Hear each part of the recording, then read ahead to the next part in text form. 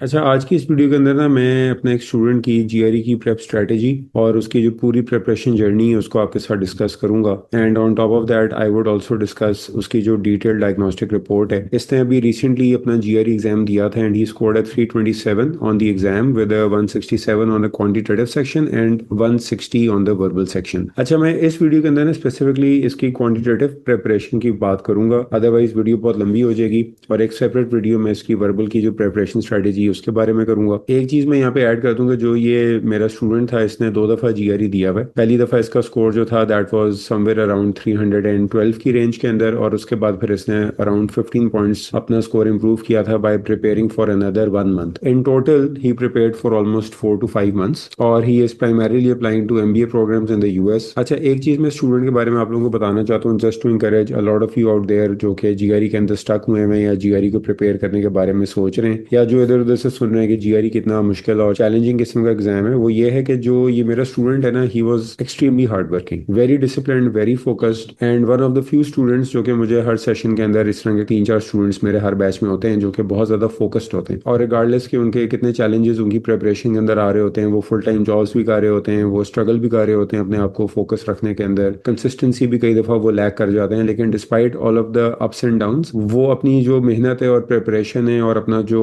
Effort है उसको रोकते नहीं है। They don't shy away from challenges. तो इस स्टूडेंट की एक खास बात ये थी कि he was extremely determined and extremely hard working and he left no stone unturned. मैं अपने स्टूडेंट्स को टोटल कोई 30 मार्क्स की एक्सेस देता हूँ, which is by the way a lot. कहीं पे भी आपको 30 मार्क्स की एक्सेस कोई भी नहीं दे रहा होता, लेकिन मैं अपने स्टूडेंट्स के साथ 30 मार्क्स शेयर करता हूँ और 90% of the students take no more than 10 mock exams. He was one of the very few people जिसने सारे 30 के 30 मार्क्स किए। मैं लोगों के साथ इतना ज्यादा कंटेंट शेयर कर रहा होता हूँ कि स्टूडेंट्स जो होते हैं ना, वो सारे कंटेंट को कर नहीं रहे होते। इवन के स्टूडेंट्स जो अच्छे स्कोर्स भी ले रहे होते हैं 320 plus, they would just probably do 50-60% of the content. मॉक्स भी जैसे मैंने कहा कि 10 से ज्यादा लोग नहीं दे रहे होते, उनमें से बहुत सिलेक्टिव किस्म के क्विजेस करके भी लोग 320 ले लेते हैं। But this student kept his focus and he did everything. बल्कि मैं एक चीज आपके साथ ये शेयर कर देता हूँ कि मैं अपने स्टूडेंट्स के साथ जो है ना, वो थाउजेंड्स ऑफ क्वेश्चन शेयर कर रहा होता हूँ from the actual GRE past exams. Usually quant के अराउंड 800-900 क्वेश्चन होते हैं। तो ये स्टूडेंट जो था इसने सारे क्वेश्चन किए हुए थे, स्पेशली जो क्वेश्चन के गलत हुए थे उनको इसने मल्टीपल टाइम्स रिवाइज किया हुआ था। इसमें ये मॉक्स की एक्सेस में शेयर कर रहा होता हूँ, वो भी इसने तकरीबन सारे ही मॉक्स जो थे वो खत्म किए हुए थे। तो 5 months ऑफ प्रिपरेशन, 2 अटेम्प्ट्स इसने दी हुई थी।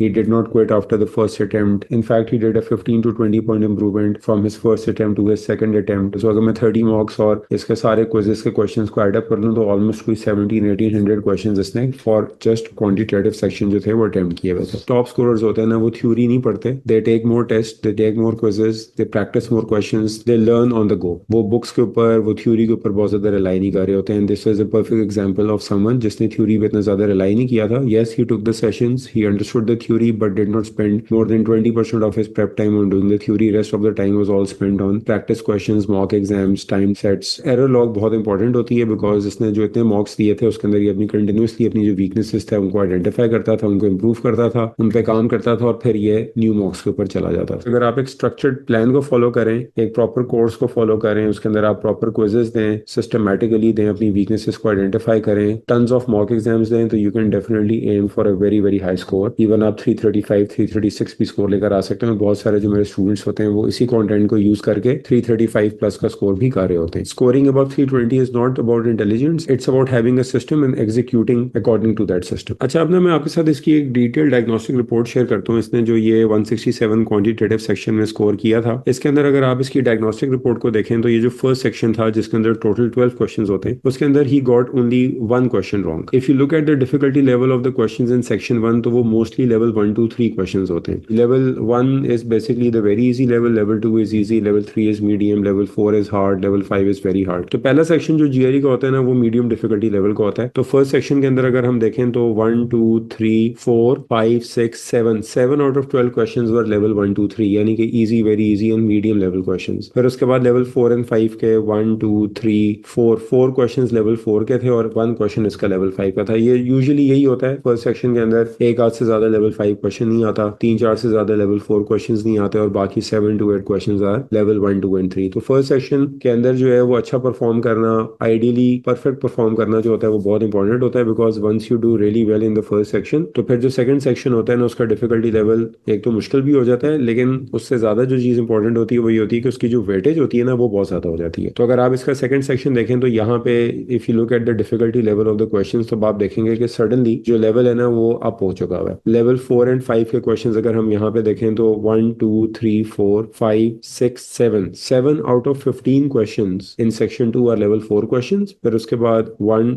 2 3 क्वेश्चंस आर लेवल 5, यानी कि almost 10 out of the 15 questions are level 4 and 5, यानी कि hard and very hard questions. और जो रिमेनिंग क्वेश्चंस हैं आपके 5 क्वेश्चंस जो बच गए पीछे वो सारे लेवल 3 के क्वेश्चंस हैं। This is a good thing in a way because the more difficult the second section is the higher weightage it will have towards your overall score. और एक मुश्किल सेक्शन के अंदर अगर आप अच्छा परफॉर्म कर लें लाइक 12 क्वेश्चंस 13 क्वेश्चंस अगर आपके ठीक हो जाए इन द सेकंड सेक्शन तो आपका 167 166 का जो स्कोर है वो अचीवेबल है। अब यहाँ पे भी अगर हम देखें तो इसने 2 क्वेश्चन इसने सिर्फ गलत किए in the second section. 1 question इसने गलत किया था इन the first section, 2 question in the second section and he ended up with a 167 on the quantitative section. तो ये चीज है कि if someone is aiming for a 165 plus तो क्वांट के अंदर जो पहला सेक्शन है ना उसके अंदर आपके पास margin of error is only 1 और 2 क्वेश्चंस एट मोस्ट। और सेकंड सेक्शन के अंदर आपके पास जो मार्जिन ऑफ एरर है ना वो 2 या 3 क्वेश्चंस एट मोस्ट का मार्जिन ऑफ एरर है। Like I said quant is very competitive nowadays. तो उसके अंदर अगर आप एक नियर परफेक्ट स्कोर करना चाहते हैं तो हर सेक्शन के अंदर आपकी जो परफॉर्मेंस है वो परफेक्ट होनी चाहिए, उसके अंदर गलती की इतनी ज्यादा गुंजाइश नहीं होती है। बट स्टिल गिवन के इसकी टोटल 3 गलतियां थी उसके बावजूद इसका 167 आया। अगर 4 या 5 गलतियां भी होती तो ये 165 से ऊपर ही रह रहा होता। तो अगर कोई बंदा एम कर रहा है 165 एंड अबव जो कि मोस्टली लाइक आई सेड अच्छे स्कूल्स का ये एवरेज स्कोर्स होते हैं तो आपके पास पहले सेक्शन के अंदर 2 गलतियां और सेकंड सेक्शन में भी 2 या 3 गलतियों की गुंजाइश होती है। लेकिन पहला section is ultra important because पहले सेक्शन की जो परफॉर्मेंस है ना वो सेकंड सेक्शन के डिफिकल्टी लेवल को डिक्टेट करती है। अगर आप पहले सेक्शन को उड़ा दें इन अ वे आप बहुत बुरा हो या आपकी 3-4 गलतियां वहां पे हो जाएं तो फिर आपका सेकंड सेक्शन का difficulty level would not be hard. और अगर आप एक हार्ड सेक्शन आपको ना आए तो आप सारे क्वेश्चंस ठीक कर भी लें एक आसान सेक्शन के अंदर तो आपका स्कोर जो है ना वो 160 से ज्यादा ऊपर नहीं जाता। तो आप लोगों ने बस एक चीज का ये ख्याल रखते हैं कि whenever you are preparing for the GRE तो आपका नंबर 1 फोकस ये होना चाहिए कि आप मैक्सिमम जो है ना वो क्विजेस करें, टाइम क्विजेस करें, मैक्सिमम आप मॉक एग्जाम्स दें। जितने ज्यादा आप क्विजेस करेंगे, जितनी ज्यादा आप वैरायटी ऑफ जीआरई क्वेश्चंस जो है उनको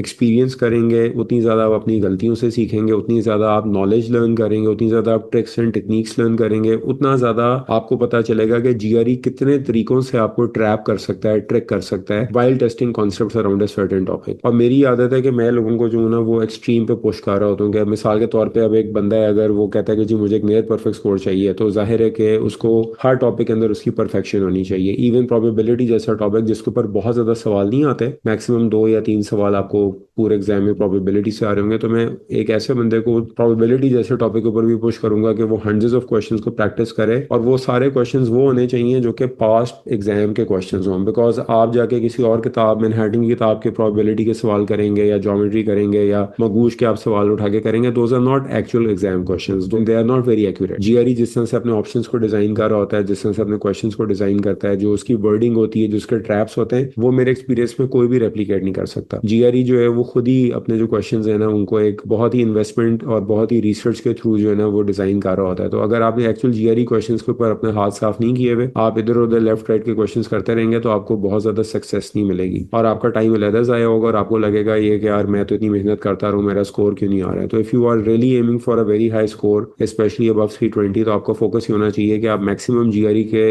actual questions under time conditions like these उनको आप सॉल्व करें, maximum number of mock exams दें। अगेन मॉक्स के अंदर भी असल जीआरई के सवाल होने चाहिए। Do not do anything outside of the scope of the GRE official questions because then you will be wasting a lot of your time. तो अगर आपके अगेन कोई क्वेश्चंस होते हैं regarding your GRE preparation, regarding anything from this video तो please feel free to ask them in the comment box below.